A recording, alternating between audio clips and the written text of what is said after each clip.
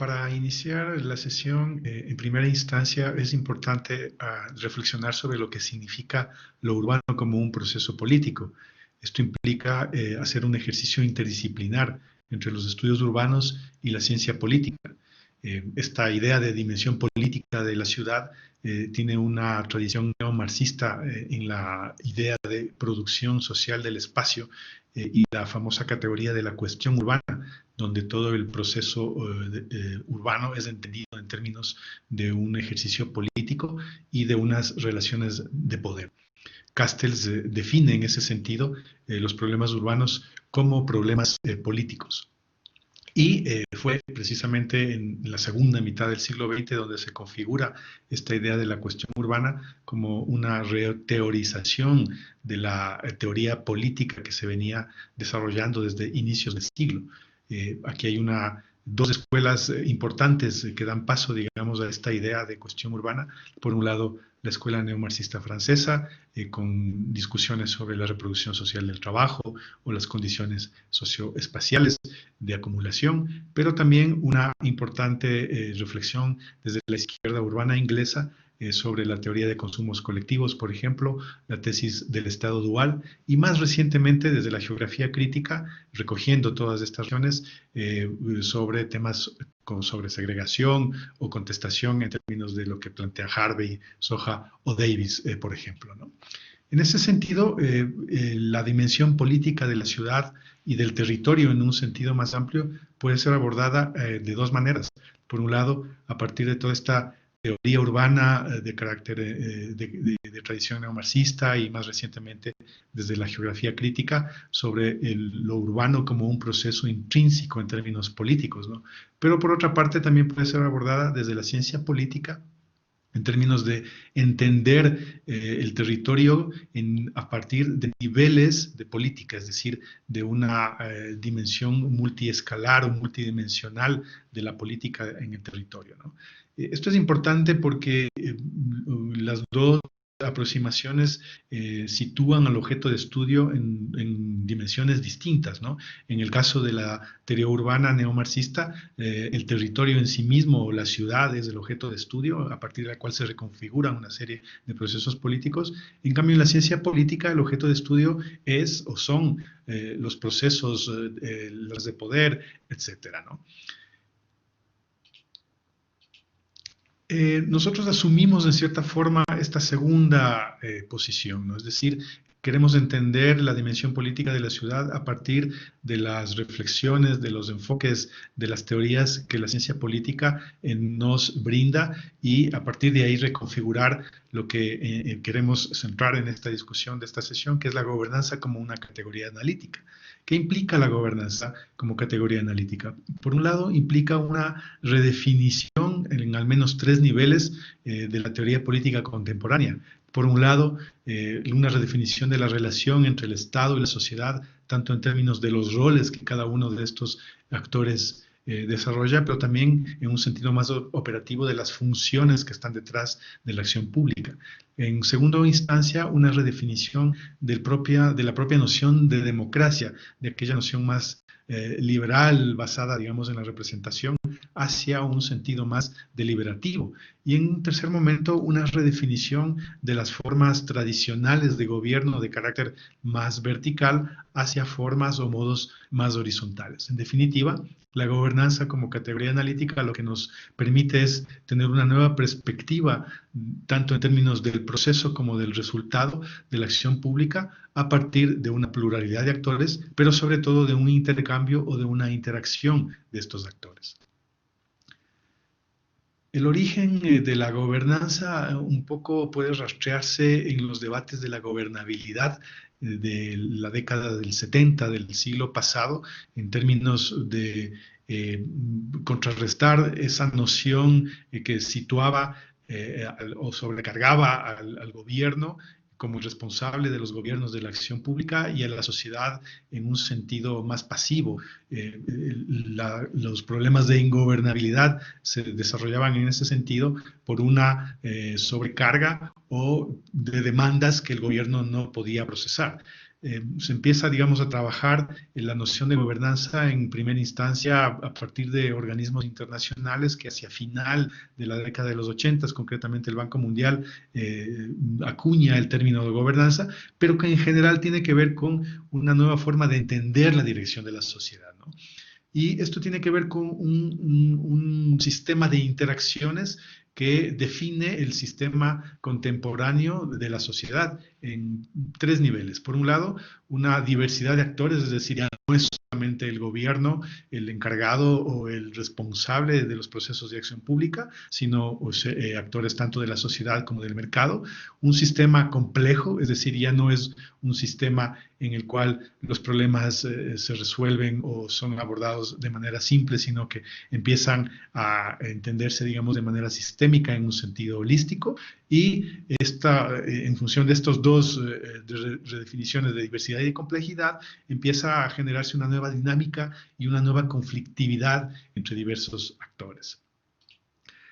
Hay muchas versiones de lo que conocemos como gobernanza. Quizás una de las más conocidas es la noción de good governance, que tiene que ver con las buenas prácticas y que fue o que ha sido difundido, impulsado básicamente por organismos internacionales como el propio Banco Mundial o el Fondo Monetario, etc. Hay una segunda versión que se ha debatido, se ha construido mucho en los estudios de relaciones internacionales alrededor de regímenes internacionales y de qué manera hay nuevos modos de gobernanza en esta estructuración de regímenes. También en el ámbito corporativo se habla mucho de la gobernanza de las empresas y de qué manera se están situando en los procesos de globalización, por ejemplo. En todo el debate de la nueva gestión pública también hay una reflexión sobre lo que significa la gobernanza como una nueva instrumentación de toda la gestión que se ha desarrollado en relación a incorporar, por ejemplo, elementos de la gestión privada en los asuntos públicos. Y también hay todo un debate relacionado con las teorías de redes, con las asociaciones, con cómo los foros han ido configurando nuevas formas de interacción, etcétera, ¿no? En definitiva, todos estos enfoques, todas estas versiones dan cuenta de un nuevo proceso de dirección de la sociedad y de la economía en dos sentidos.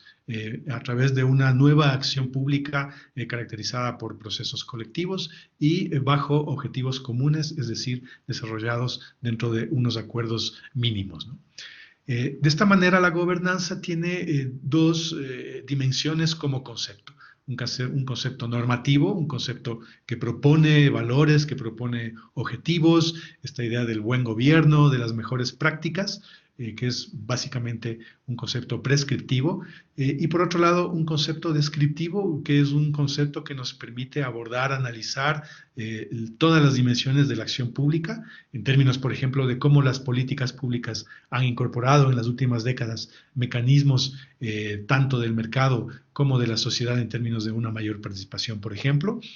o a través de un análisis de cómo el poder gubernamental, cómo los estados han articulado también en las últimas décadas intereses público-privados y han desarrollado una serie de mecanismos, de instrumentos de gestión en ese sentido, o finalmente cómo en términos de la autonomía social se han desarrollado procesos de cooperación alrededor, digamos, de la idea de capital social, por ejemplo, o de la conectividad generada en las últimas décadas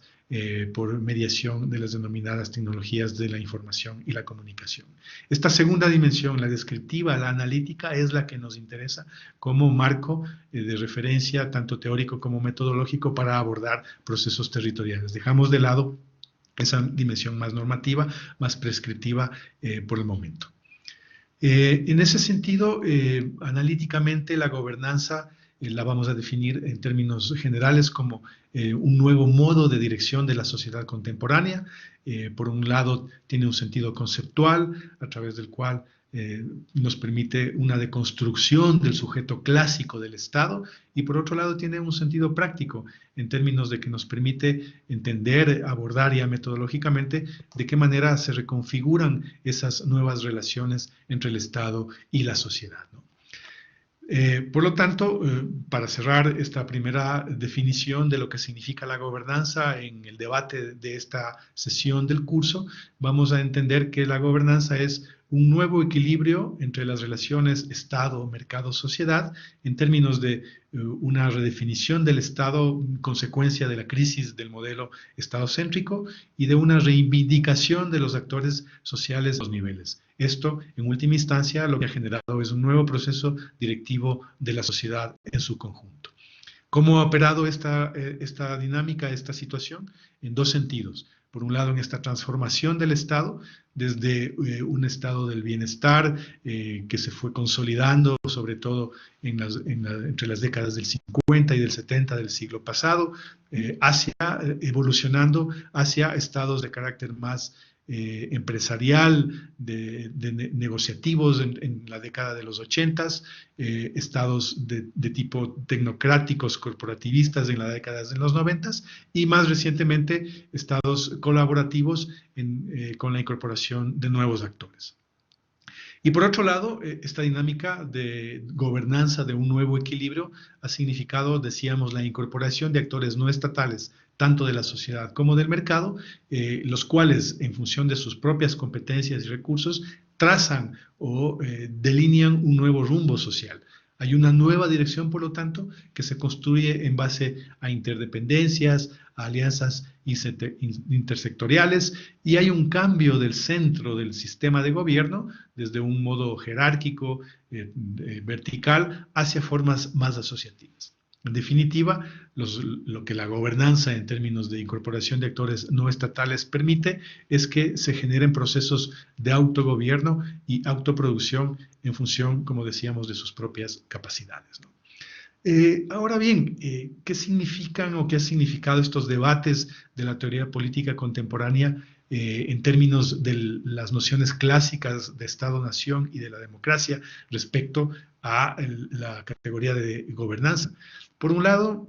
hay una paradoja entre lo que significa la teoría democrática, decíamos, sustentada sobre todo en el principio de representación, versus esta nueva autodirección, esta autorreproducción o dirección de la sociedad que plantea la gobernanza. Eso implica repensar a la democracia en su conjunto en términos más deliberativos, más colaborativos, ¿no? Los roles o las propias funciones de estos nuevos actores, tanto del Estado como de la sociedad y del mercado, se redefinen dentro de esta idea de Estado-nación atravesada, digamos, por unas nuevas dinámicas más complejas e interactorales, ¿no? Por lo tanto, se genera una suerte de cuasi política cuando hablamos de nuevos roles, tanto de la sociedad como del mercado, en tanto esta división de tareas va más allá de las instituciones y de los mecanismos tradicionales de regulación que tiene el Estado-nación, ¿no? Por lo tanto, y eso es importante para efectos de nuestra discusión, hay unos cambios en términos del control y la regulación del territorio, en tanto la soberanía del territorio, que es una de las categorías básicas del Estado-Nación, hay que repensarla, digamos, en términos de cómo empiezan a desarrollarse nuevos mecanismos y nuevas formas de articulación institucionales entre distintos niveles, ¿no? Este concepto de gobernanza, no obstante, no ha estado exento de críticas, las cuales hay que tenerlas en cuenta, por supuesto, para efectos de construir un marco analítico más sólido. Por un lado, se ha criticado mucho de que en sí mismo el concepto de interacción entre Estado, mercado y sociedad no es tan nuevo, es decir, que el pluralismo, por ejemplo, ya a mediados del siglo pasado dio cuenta de cómo se relacionan estos actores. Quizás la gobernanza ahí lo que aporta es enfoques y metodologías más concretas para entender estos mecanismos de interacción, pero en sí mismo el concepto no es nuevo. Por otro lado, las propias contradicciones que están detrás en términos de lo que señalábamos anteriormente, de lo que la democracia permite o no permite, digamos, en términos de la incorporación de nuevos actores, y las relaciones de poder que en cierta forma muchas veces se invisibilizan cuando el análisis se centra sobre todo en los procesos de interacción, ¿no? Por supuesto, una de las críticas más fuertes ha sido este sentido normativo del denominado good governance, en tanto se ha convertido como en un discurso homogenizante, en un discurso pro mercado. Por eso decíamos, esa es un enfoque o una entrada que no nos interesa mucho. Otra de las críticas que se han desarrollado alrededor de la noción de gobernanza es hasta qué punto o en qué medida estos mecanismos de regulación sobre los que se estructura, digamos, el concepto, son efectivos en términos de articular de mejor manera a los distintos actores, ¿no? Y por último, una crítica que también es importante tiene que ver con el sentido muchas veces tecnocrático que ha tenido el concepto de gobernanza versus o en contraposición a procesos culturales que también se han ido reivindicando en los últimos años en